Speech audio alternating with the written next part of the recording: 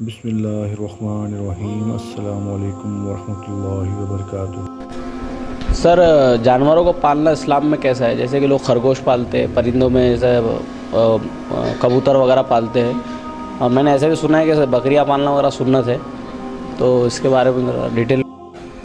بھائی نے ایک سوال کیا کہ جانوروں کو پالنا کیسا ہے اس کے تعلق سے۔ بہرحال جانوروں کے تعلق سے جتنے آپ کے سوالات ہیں اس کے تعلق سے بتا دوں، جانوروں کے حقوق بول کے میرا ایک عنوان ہے نیٹ کے اوپر، آپ دیکھ سکتے ہیں بہت تفصیلی میں نے جانور کے کیا حقوق ہیں اور کون سے پالنے چاہیے کون سے نہیں، پالنے کا طریقہ، ان کے حقوق۔ بہرحال آپ نے سوال کیا تو مختصر بیان کر دیتا ہوں کہ جانوروں کے تعلق سے بھائی نے سوال کیا۔ دیکھیے، جانوروں کے تعلق سے اگر انسان کو پالنا ہے تو انسان جانور پال سکتا ہے، ڈومیسٹیکیٹ بھی کر سکتا ہے، ان سے فائدہ بھی اٹھا سکتا ہے، ٹھیک۔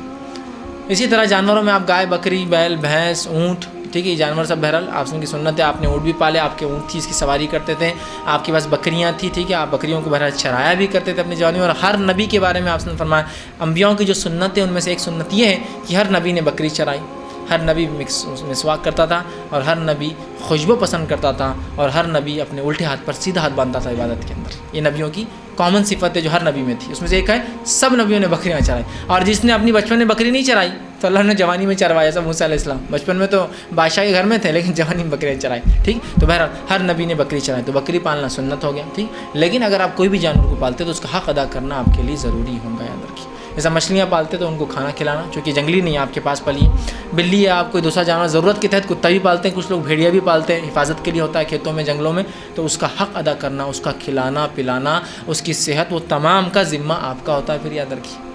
تو وہ آپ کو اس تعلق سے بہرحال خیال رکھنا۔ اسی طرح اگر آپ پرندے پالتے ہیں تو پرندوں کے لیے کوشش کریں کہ ان کے اڑنے کا کوئی نظم ہو، اگر اڑنے کا نظم نہیں ہے تو بھی بہرحال پرندے کا پالنا جائز ہے، اس لیے کہ آپ کے زمانے میں حدیث میں آتا ہے کہ آپ ایک بچے کو ہنسانے جایا کرتے تھے۔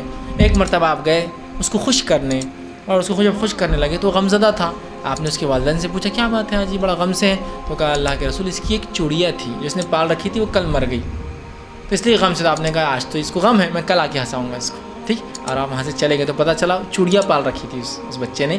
آپ نے یہ نہیں کہا کہ چڑیا پالنا غلط ہے، کہا نہیں، اس کی چڑیا مر گئی ہے اور وہ غم سے، لہٰذا میں کل آؤں گا اس کو ہنسانے کے لیے، اور آپ صلی اللہ علیہ وسلم وہاں سے نکل کر جو بہرحال چلے گئے۔ تو لہٰذا چڑیا بھی آپ پال سکتے ہیں، تو جانوروں کو بہرحال پال سکتے ہیں، لیکن جب بھی آپ جانور پالیں ان کے حق ادا کرنا آپ کے لیے ضروری ہوگا، جو بھی ان کے حقوق ہیں۔ کھلانا پلانا سب سے بیسک، ان پہ کوئی ظلم نہ ہو، ان پہ کوئی ستم نہ ہو، ان کو کوئی تکلیف نہ پہنچے، ان کو کوئی ایذا نہ پہنچے، اور ایسا لگے کہ ایسا ہو سکتا تھا پھر پالیے مت، سب سے اچھا ان کو چھوڑ دیجیے، ورنہ آپ پالیں گے اور اس کے بعد تمام تکلیفیں ہوں گی تو بہرحال یہ اچھی بات نہیں ہوگی۔ اس میں کوئی دوسرا حصہ تھا آپ کے سوال میں؟ اتنا ہی تھا نا سوال آپ کا؟ بہرحال ان کا جو حق ادا کر سکتے تو پالنے میں کوئی حرج نہیں ہے۔